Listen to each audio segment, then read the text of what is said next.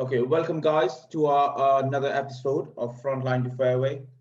Today we have Neil Garfoot and Mark Thompson. uh, Don't start. Who's going to share their story, their experience with on course with golf, how the golf is helping them in their rehab or in their life. Without any delay, I'm gonna start with Garfi. So, if Garfi, would you like to, start with your name, your background, and everything, please? Right, let's get this straight from the start, right? I haven't been called Neil since I was 16, right? Apart from family. Don't go down that road. And Boz, if you're watching, that goes for you as well. Right, I joined the army about 16, about a month after I left school. My mum didn't want me to, but my dad's next Grenadier Guardsman, and he talked her into it, basically. I joined the Royal Signals, done about 9 months training up in Euston, Newcastle, trade training at Catterick, and got posted then straight out to Germany at 17 to one div, which was a nightmare because it was an HQ and signal regiment. After that, I got posted to a ring link detachment with a Queen's Lancashire Regiment, which was all right once I got over the being a southerner in a northern regiment. That was a struggle to start off with, but we had a laugh. Ended up loving the northerners, so friendly and everything. And I got bored, so I handed me notice in Northern Ireland, and I actually left for Northern Ireland as well. Made me go through the airport with me Army Oldall and that, which wasn't good in '87. That was. And I joined the TA straight away for a couple of years, and it wasn't for me, sort of thing. And about '96, I just missed it all. I really missed it all. So I joined a TA and then spent about 16 years in a TA, all told. Didn't want promotion or anything. I just wanted to get dirty and do the normal things that junior squaddies do, if you know what I mean. But that messed me up actually in Iraq, because I got some right dickheads TA, because we got called up in '03, and a lot of them didn't know, and that's what bugged me up more than anything. Having the experience of Northern Ireland training and everything else, and then getting stuck with a load of idiots, I've got to say. And we was coming back from Kuwait, just go and pick a couple of bits of stores up and everything, and we come under attack. And the idiot in the front Land Rover stopped, and he shouldn't have, because there was only 2 Rovers. There's only 4 of us, so we come under fire, and we started firing back and everything. And this target ducked his head down, and I just lined up on it, and he just popped his head back up, and so I took aim and fired, sort of thing. And then it all went quiet. We got up there, and basically there was only one person, and he wasn't an adult, put it that way.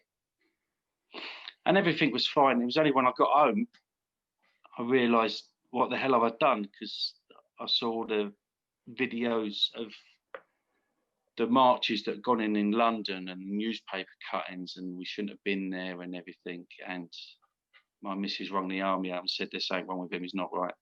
And they didn't want to know, because I was a civvy as such.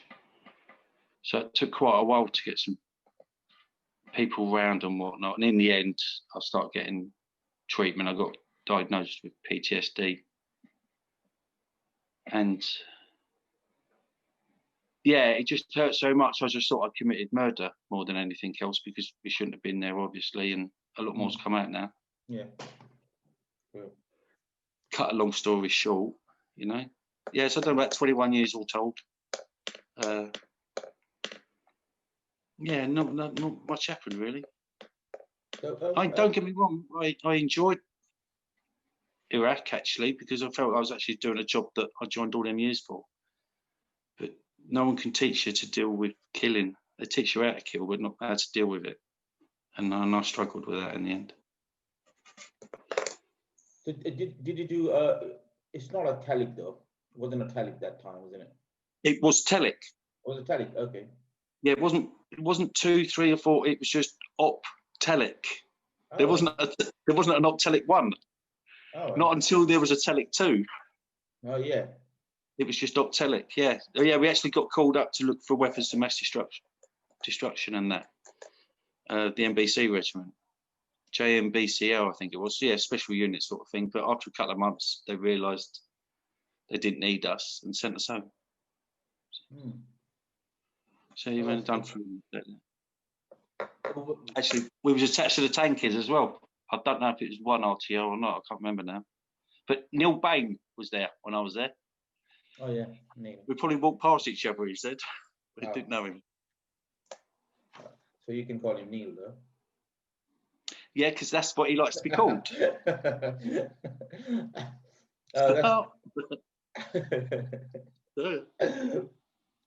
Oh, that's great. So when did you come out, though? When did you come out from? 82 to 87 was regulars. Yeah.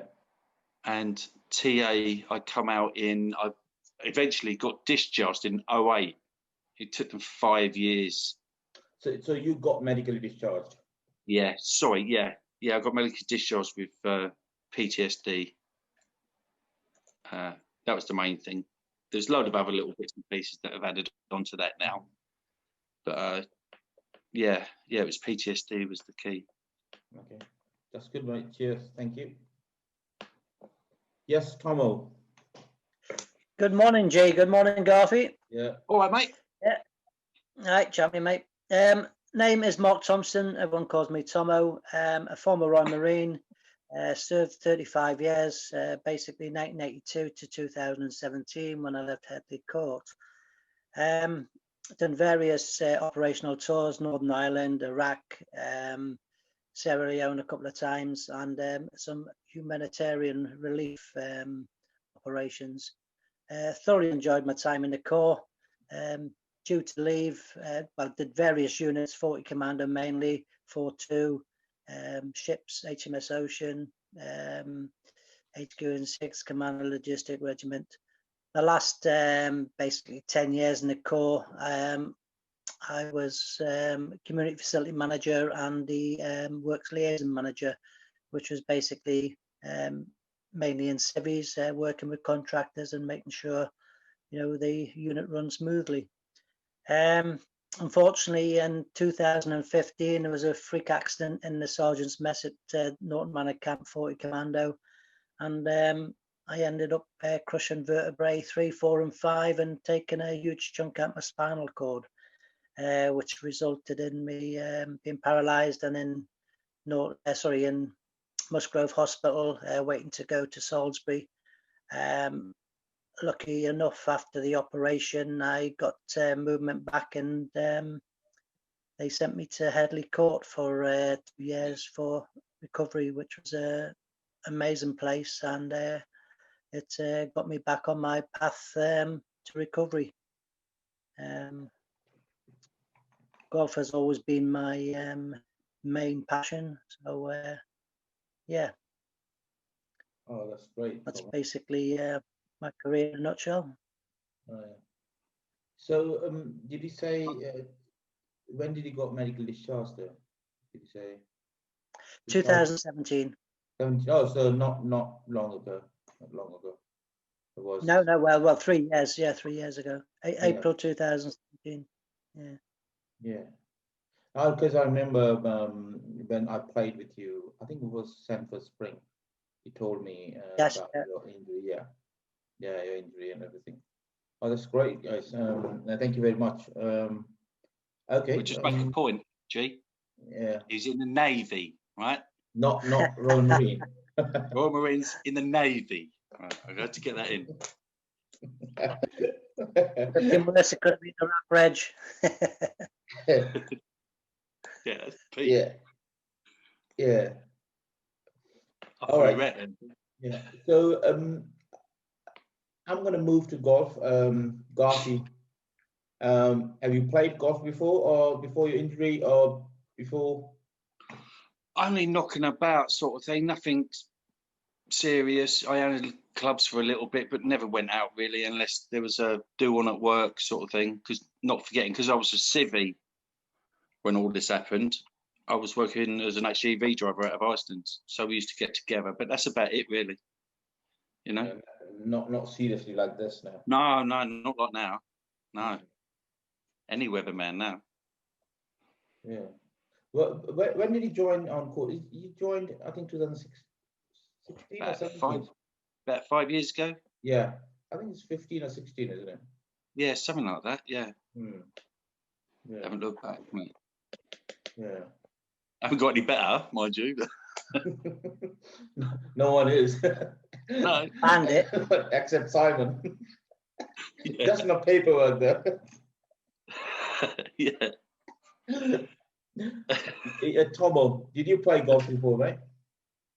Yes, I was down to 16 handicap. I was lucky enough to represent the Royal Marines a number of times. In fact, my claim to fame is I'm the only Royal Marine to have a hole-in-one against the Paras. Proof of the pudding, there's me trophy.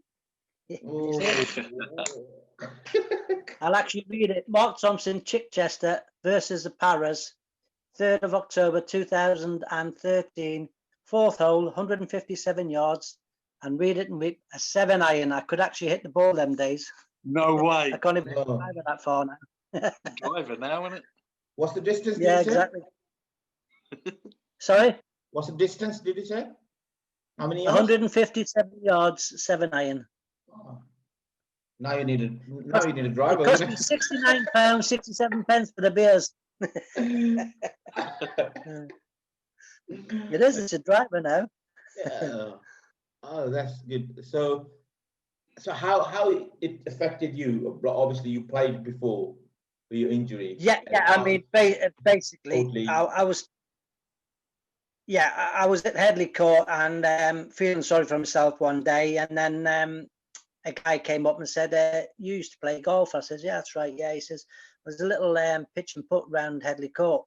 So we grabbed a few little pitching irons and stuff and went round and just hit a few balls. And then there was a driving range down the road which used to let us go and play. So we used to go there on a Tuesday for an hour, which just broke the monotony of being at Headley Court. And then I heard about on course and that, and I bought myself a buggy in 2017 when I left, and it helped me get round because obviously I was struggling walking around. I would tire so quickly. I can walk a few holes and then get about now, but I had gone up to 26 handicap, and I thought myself, I'm going to try and push as hard as I can to get back into golf and enjoy it. And it's been amazing that a huge part of that is on course. Your Dies, Alistair and Richard, and plus the club pros there where we go have been amazing. And all these little tips and 3-day events and that have been magnificent. And I was fortunate enough to go to America for a week, and again the courses and the tuition was just amazing. And it's been, I've managed to get back down to 16 handicap. So, it certainly worked, So huge thank you to On Course for that. Yeah, I think I spoke to Matt. I think Matt Arnold. He came on. Yes, Matt. Yeah. Yeah. So he used to play golf as well, but obviously after his injury, he has to change a few bits and bobs. So is that for you as well? It has to be, because of course your injury was totally physically injury, and I reckon has to be, you have to change so many things, and of course it must be frustrating for you because obviously you used to play golf, better, but now after the injury was it frustrating or? The worst part about it is, as I used to be a county dart player and all, and when I come back, I couldn't even hit the dartboard. I was hitting the skirting board, and my brain's telling me everything's okay, and the power's there, and so again, I wouldn't be beaten, and I now play darts again, not obviously to the same standard, but I can still win games. I just have to aim 2 foot further, 2 foot higher, or 2 foot further to the left or right when I'm going for a double. So again, it's just adapting to the situation. And the same with the golf. Obviously, as we mentioned with the driver, I mean, my average hit with a driver is about 170, but I, can manipulate it. And lucky enough, I don't lose many balls and I can get around. And it just shows you're just watching women play and old fellas. Again, you just learn from that, and you think to yourself, well, there's people a lot worse off than me, so stop moaning about it and get on with it and just improve what you can. And that's my short game, and I managed to get through it, But again, that wouldn't happen unless I had the tuition of these coaches to put me through this, So that's true. Yeah, a lot of it's mind over matter, and you get the piss taken out of you because you only hit it like a lady, but at the end of the day is I'm enjoying it. And no, we don't. I still don't think Garfie's beat me yet one-on-one. I've played you one-on-one. Yes, mate. Garfie, it must be. So why did you choose golf, though? I don't know. There was a member, and I was talking to him, and he had PTSD. I won't mention his name. Yeah. Because he's cock. But he took me along. He said, "Come join these." So I phoned up, spoke to someone, asked if I wanted to go down to Five Lakes in Essex. Yeah. Oh, just me. So went down there and everything, and straight away was made to feel at home by everyone. And even the first night, I was really bad, but as soon as I got up and went to breakfast, I was back again in like normal land.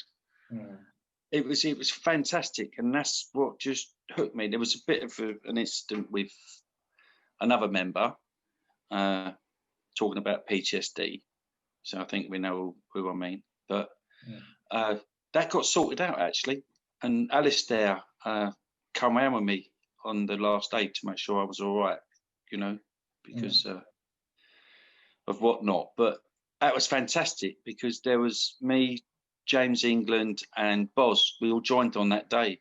And Boz had to go in because he was bad, and he come back out. He sorted himself out after 20 minutes or something, and he rejoined, and he joined our group. So we went round in a 5. So it's the first time I met him, and I thought, hey, if he was that bad that he had to go in and then he could do it, it was like, we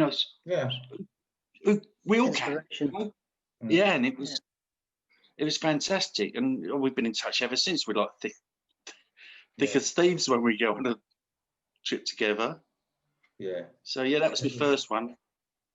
So you were totally beginners, Yeah. I believe so. Sure, James England still is, but yeah, it was just great. It was the camaraderie, because I didn't have that, if you know what I mean, because being TA, if you know what I mean, and then the PTSD. And I was in a corps as well, which was difficult because you always move around individually rather than as a regiment. Yeah, I think that's why it's different, because you leave the army, or your medical discharge, you leave the army, you got no one else to talk to, and you doesn't want to get engaged with anyone. And soon his first step is to come to the event, and you come to the event and you see the other people, they are the same boat, they're doing the same thing, they are struggling, they are managing. I just think, why I'm feeling sorry for myself. You've got other people as well, so you just and then you get along, and then that makes I don't know. That's how. Because I met you there. You was there that time, because I remember Andy. I can't think of his last name now. Amputee, Navy. Andy Stevens? Oh no! I remember. Andy Reid. No. I know you're talking about. But he said to me, because he was sitting on a stool, and he was an amputee, and this bloke just passed past the bar, and knocked his leg, and he turned around, and Andy said, "Oh, that's all right, mate," and he turned around and looked down at his leg, and went, "Oh, sorry," and I was thinking, and Andy just laughed, and that actually helps them little bits when you're thinking. And then he asked me to take you your drink. because you were sitting outside talking to someone else. So the first time I ever met you, I was your boy. There we go then. Yeah, I'm spitting it next time. Yeah, that's the thing is like, you know, you just soon you meet I think it's just one event you need it, and then you just get along. Certainly is, mate, you know. Just, you know, Yeah. I've seen it, like, you know, with the new guys as well, he's come to the event, and by the third day or text scramble, even he's laughing, it's just, yeah, you know, it just yeah. Recently I met Jay for the first time. I think he said it was his first event, and he just settled down because everyone was just like normal, and the banter and everything. You know, it's fantastic. Yeah, it doesn't. I mean, it's such a mix of abilities, and I say the last day is great because, you know, you're playing with people that have just started, and yes, everyone's serious. I mean, everybody plays to win. I don't care what they say because it's in our genes. You know what I mean? Being servicemen, we never play to lose, and you know, it's competitive, but at the same time is you've got to take time out and help the people that are still learning. You know, but you know, don't criticize them or whatever, just give them a bit of encouragement, and you know, if they duff the ball, just put the ball back down for them and let them hit it again. You know, it's about everyone enjoying it as well as you know, winning, you know, or you know, the camaraderie is, you know, amazing, you know, and you see that when you're coming in on the last hole, when the group that have done well are waiting there, and when they see you chip in or put, you know, their faces drop thinking that you've just beat them, like, but again, it just gives you that sense of achievement. And as I say, even if you don't win, you still take the piss out of the winners, or the winners take the piss out of you. So it's it's a banter. That's what it's all about, you know. That's true. That's true. That's the thing is that the last day is so it doesn't matter what injuries you go. It does when you stand up on. We talked about this with Kaifa and Billy. When you stand on that tee and try to, you know, have your first shot, people lined up watching you, you just think, please be good, be good, please be good. That's the only thing you know, it's in your mind, nothing else. Same as everyone. We're all hoping he does it. Yeah. That's a good shot. I'm going, oh yeah, well done. Please, yeah. You actually wanted it was like that last day. Yeah. That last day, the last event, the guy, I can't remember his name, but all the way around, he hadn't hit a shot. And then we got to the 18th. There's about 25 people waiting on the green.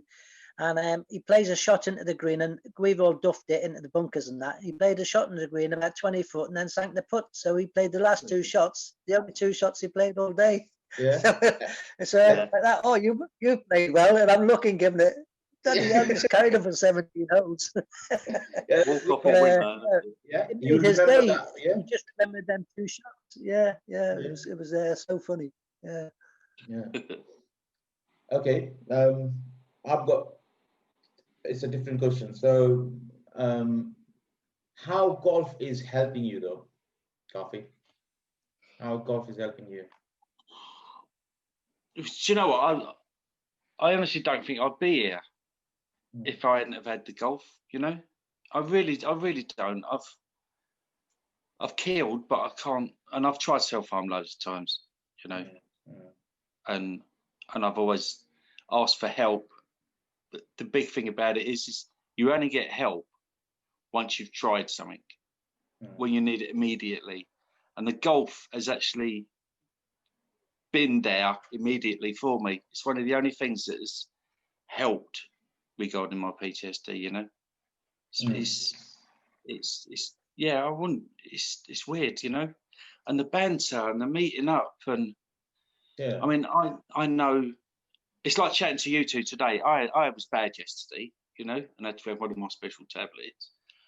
And today I've got up, right, I'm going to talk about this, I'm going to do it, and I can do it, and everything. Yeah, I was feeling anxious and everything, don't get me wrong, but I've done it. And it's because of the golf. And, you know, you. Yeah. Well, not so much you, G, but Tomo, definitely. Okay. I can call me Neil again. Tomo, how? Well, to be honest, I mean, I look forward so much to March, when it starts, March and April again. With my injury, the cold affects me horrendously. In fact, I've got to move to Spain in the end, I think, because during the winter, I'm in bits. You see me after some events, as soon as the sun goes down, I'm shaking. I just can't control it with clonus. But I just wait for that sun to come out and get out there and meet the lads for the first 3-day event. And it's just that focus for that time of the year to come round again. To meet up with old friends and new friends. I mean, I've met a lot of new friends, and to me they'll be friends for life, as long as I don't piss them off as much. But and every event you meet new lads. I mean, I'm not great at memory, I must admit, but faces wise, I remember people, and I've even been on holiday with them. I've even actually visited Devizes and had a few beers with Garfy and Stacey. And what we a don't place! karaoke. Yeah, it's only 30 years behind the rest of the country, but what a fantastic place! In fact, I actually bought one of them spare fingers you could put on your hand to fit in with the locals. I had 6 fingers. I see them all the time, mate. It's all right. I'm living in Ilfracombe, that's the same. In fact, that was the trouble with the COVID down here. They couldn't find any. They couldn't get PPE. They struggled getting 6-fingered gloves down here.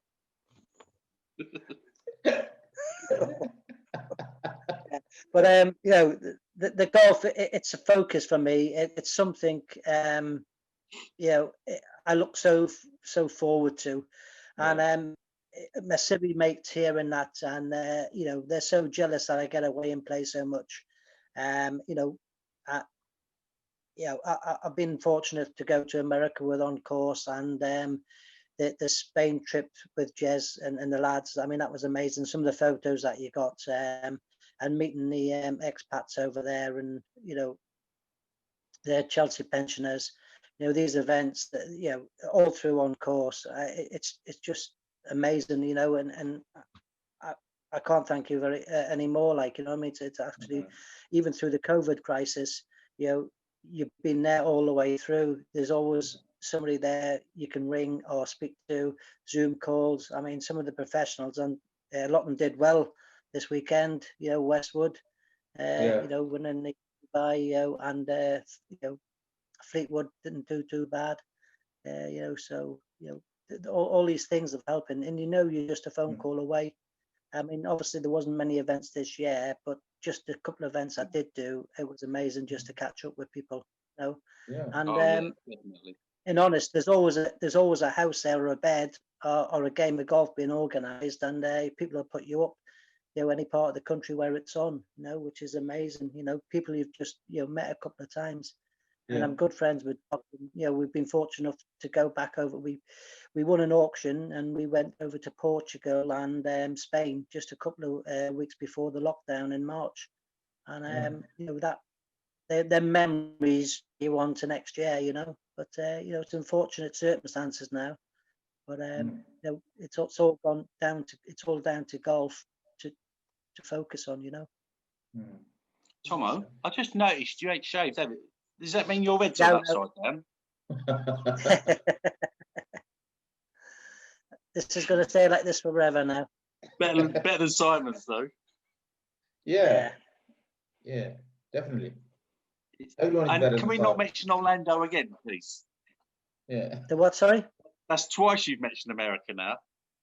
Spain. Oh yeah, Garfy's got a bit of a. No more as I'm walking. All right. Yeah. I'm dropping a hint here for you, Garfy. I'm dropping a hint. He's got it on his there. Every year it comes up. Yeah. I won't mention driving in America. I nearly crashed the first 5 minutes. I tell you, I couldn't reach the brake.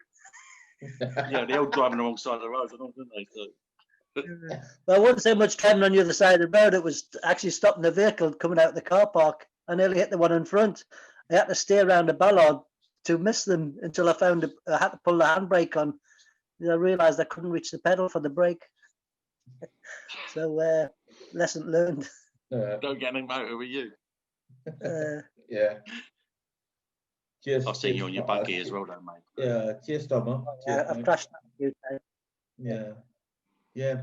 But yeah, people say how golf helps you, how on course helping you, but it just until you come to the event and do an event with us, you know, you can't explain it to people. The banter you get. Yeah, you know, I would say to anyone that's watching this that doesn't belong to OCF, just come along for that first time. Yeah, you've got nothing to lose.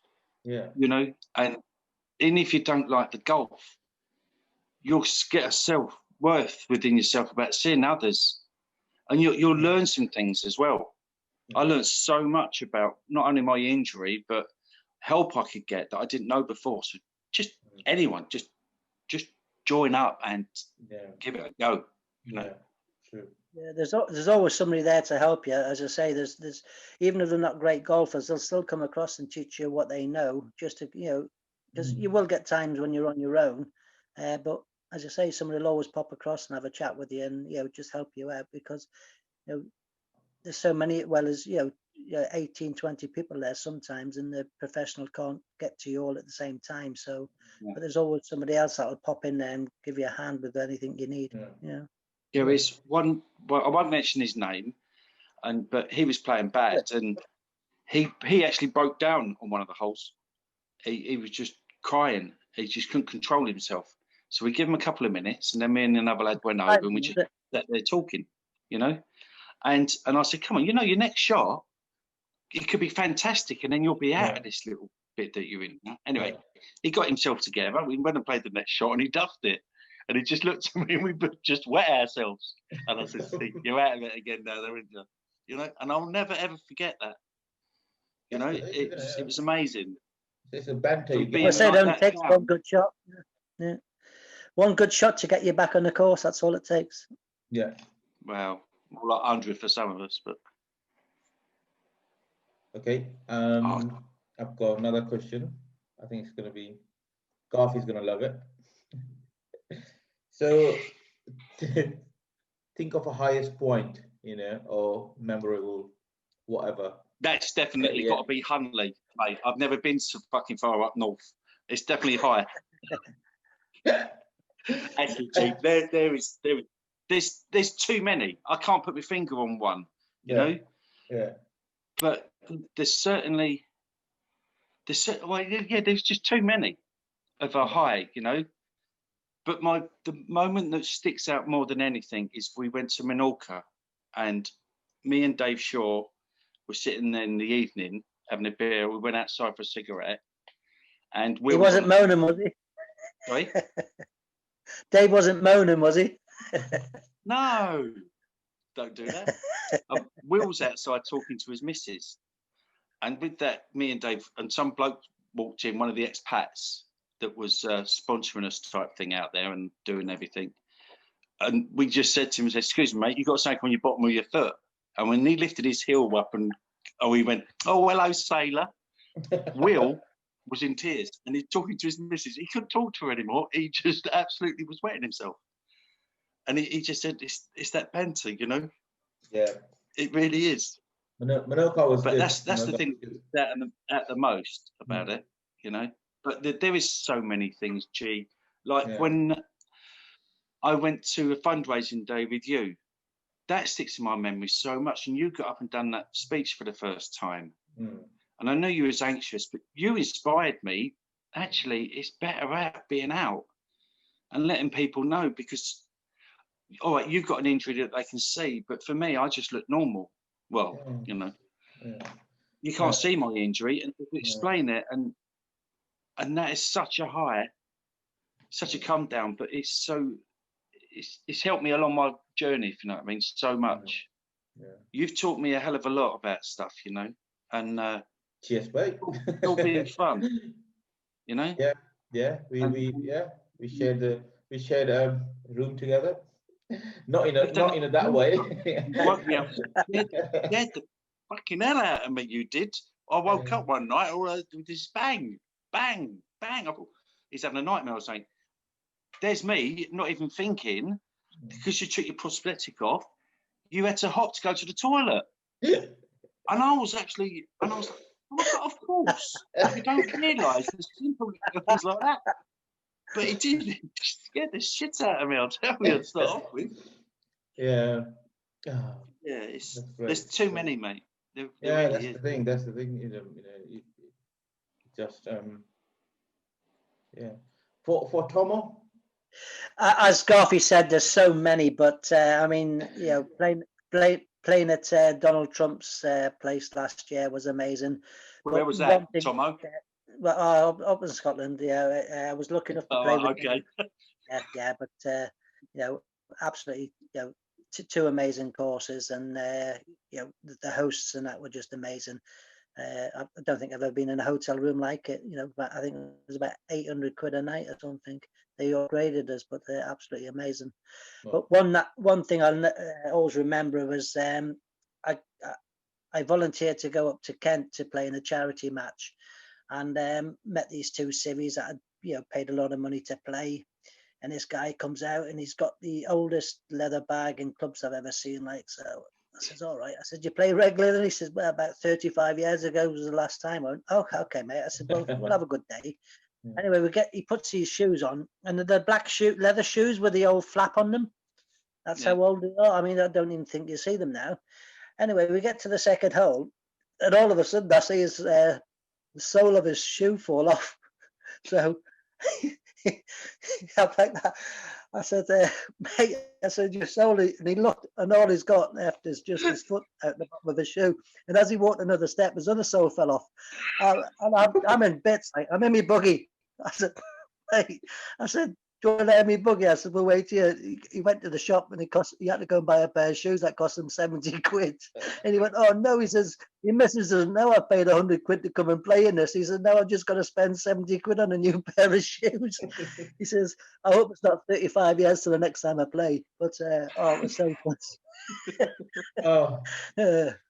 But it just shows you leather doesn't last. Yeah. But again, that's to say. I mean, to turn up and play for our charity is just amazing. As I say, it must have cost him a thick end of 200 quid that day. But and after that, he thoroughly enjoyed the day. We had a few beers in the bar and that, and what a great day. But one of the memories I'll never forget. With that guy. Yeah. I love doing the fundraising days. It's just quite good, doesn't it? I think we did together with Tomo. I think the ladies captains. Is that the same captain's charity we did? Yes, yeah. Yeah, we did together, isn't it? Yeah, I remember. Yeah. Because they had a drink at the 9th hole. That's right. Yeah. Yeah. I'm not sure which. You want to go to and do the Watford one? We had a drink on every hole. What was that? Which one of was the that? It was at Watford. I can't think of the club now. West Hearts, I think. West Hearts. Okay. There was only me there, but it was unbelievable. Bloke walked out to the first with a pint. There was Prosecco on the first tee. Then the buggy came round and everything. What a day! It was hilarious. I was driving, so I didn't drink that much. But yeah, I love them. It makes me feel that I'm working and giving something back to uncles for all the stuff that I'm getting out of it. There's never enough I can do, and I don't mind travelling a couple of hours to go and do them, really. Yeah, and it's always ringing me up and asking, and I'm always doing them. They are fantastic, because people don't realise about the squaddies and how difficult it is to get what you're entitled to and things like that, and let alone the injury. They just don't realise. It's really good. They are. Yeah, it was the same. It was the same in Spain, Garfy, when we did Jez's fundraising 10 days. Amazing, and as I say, all these series, raising a fortune throughout the year for us with the quizzes and all that, and we had some great nights in the bar and some great days on the golf course. Yeah. And again, and the Chelsea I go over Spain, I'll be popping in there again to see Charlie and that. You know what I mean? And hopefully get around with them again. Yeah. That was good times. Pity it didn't happen this year, but no, definitely. No. back to next year, so Yeah. No, that was fantastic as well. Okay. Yeah, there's so many. I think cheers, guys, for your sharing your story, experience, your injury, whatever, and then hopefully we'll see you. I'll see you each maybe a golf course soon. Yeah, April, March. Yeah, or even before that, might have a one-day event or somewhere. You never know. Or maybe I might come to Garfie's place to play golf. Yeah, always invited, mate. Yeah, it's not far up the road from me. I don't mind travelling an hour and a half up to Garfie's. Quite a few of us around this area as well. Yeah. Stacey's around there, isn't it? Stacey lives about 2 miles from me. Yeah. Yeah, he's got a nice little course up there, hasn't he? Yeah. Kiefer just down the road. Yeah, Kiefer as well. Yeah. Yeah, there's Paul. a good old few. Billy, I think, lives at Marlborough somewhere. I think that area. Paul Fisher, he lives around that area as well. Yeah, Chippenham he lives. Yeah. It's not even Mike Brown. Yeah. He lives just outside Salisbury. It's not too far. Yeah, I mean, there's some good events being organised by Doc and the lads and Matt. Again, as I say, people can get about and travel. It's good. Obviously, you've got to be a bit careful with the mixing and that, but it's getting the lads out there. There's another restriction coming up tomorrow. Is it tonight or tomorrow? Tomorrow. Yeah. So. Oh, what, for London? Yeah. Part 3 Yeah. now. Yeah. Anyway, hard times, but just not listening. Yeah. Yeah. Anyway, cheers, guys. Thank you for your time. Thank you for the story and everything for your time. Actually, for Neil. Actually. Just one thing, Garfie. Yeah. Garfie, I've got you know that last event we played? Yes, I picked up your club to save packaging, mate. I'll pass it on to you if you want it. Oh, I'll pass it through, mate. You ready? Okay, cheers. Yeah, thanks. Yeah, thanks for that. Right, mate. Merry Christmas to you. Thanks for that. Click on the old postage, like I say.